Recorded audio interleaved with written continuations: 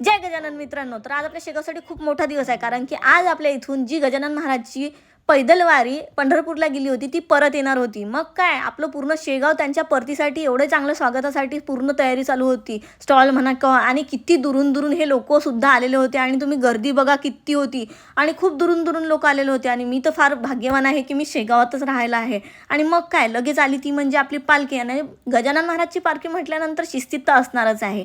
आणि हो, पालखीला 55 वर्ष पण पूर्ण झालेले आहेत. आणि पालखी बघा जिकडे पासाल तुम्हाला तिकडे पताके, लोक, त्यांचे फेटे किंवा ड्रेस सगळं शिस्तीतच असणार आहे.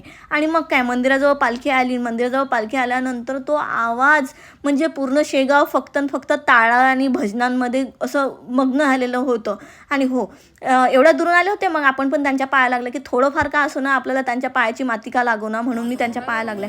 आणि नंतर आम्ही म्हणजे तुम्ही बघाल म्हणजे हे कोणी म्हणणार नाही की हे एवढे दुरून पायी आलेले आहेत, कारण की यांच्यामधली एनर्जी जसे हे जवळ येत होते तशी यांची एनर्जी एवढं हाय होत होती.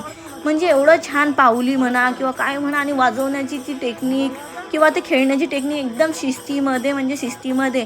आणि तुम्ही बघा असं म्हणणारच नाही ना कोणी की हे पायी आले म्हणून, कारण की म्हणतात ना जिथे भक्ती तिथे शक्ती आणि शक्ती तिथे गजानन महाराज. आणि मग काय इथे पण मग लोकांनी म्हणजे पालखीच्या दर्शनासाठी खूप गर्दी केली. आणि गर्दी करून सगळ्यांची फक्त एकच इच्छा की बा आपलं कसं काही असो पण आपले तिथपर्यंत हात पोचावे म्हणून. तुम्ही आले होते का शेगावला मला नक्की कमेंट बॉक्समध्ये सांगा.